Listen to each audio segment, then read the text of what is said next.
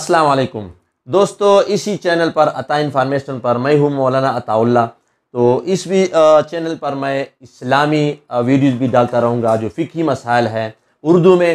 جو میرے جو فیس بک کے جو فالورز تھے وہ ریکویسٹ کر رہے تھے کہ آپ اردو پر دیں، وہاں میں پشتو پر دے رہا ہوں۔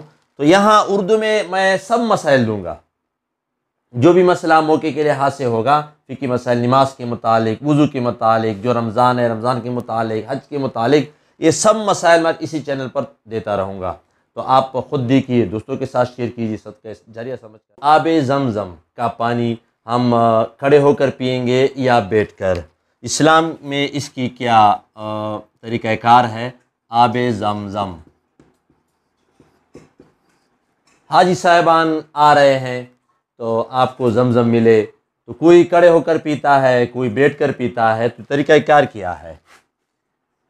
حضرت عبداللہ بن عباس رضی اللہ عنہ کے پاس ایک صحابی آئے، تو انہوں نے فرمایا کہ آپ کہاں سے آئے؟ تو عرض کیا کہ میں آب زمزم پی کر آیا ہوں۔ عبداللہ بن عباس رضی اللہ عنہ نے فرمایا کہ آپ نے اسی طریقے سے پیا جس طریقے سے پینا چاہیے؟ تو انہوں نے کہا کہ مجھے تو وہ طریقہ معلوم نہیں۔ عبداللہ بن عباس رضی اللہ عنہ نے فرمایا کہ کھڑے ہو کر پینا، تاکہ خوب سیر ہو کر پینا، کھڑے ہو کر پینا تاکہ تمام اعضاء تک پہنچ سکے، اور قبلہ رو پینا۔ تو یہ مستحب طریقہ ہے، کھڑے ہو کر پینا مستحب طریقہ ہے۔ مستحب کسے کہتے ہیں؟ مستحب اس عمل کو کہتے ہیں جس کے کرنے کا ثواب ہے، نہ کرنے کا کوئی گناہ نہیں۔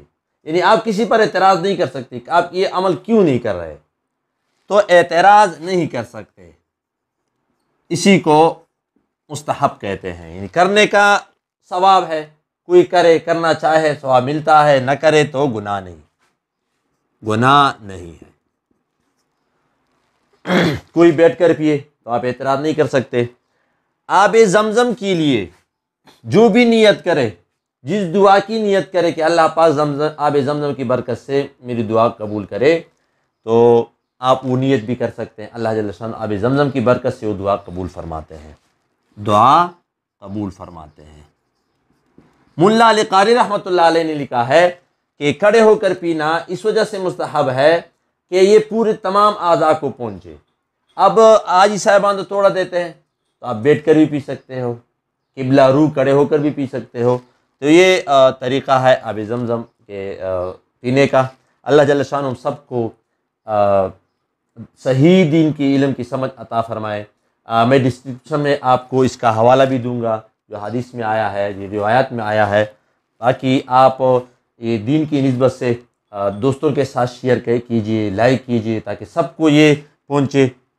جس کو پہنچے، جو بھی مسئلہ معلوم ہوگا اسی کے مطابق عمل کرے گا، اللہ جل شانہ ہم سب کو اس کے مطابق اجر و ثواب عطا فرمائے گا۔ وآخر دعوانا ان الحمد للہ رب العالمین۔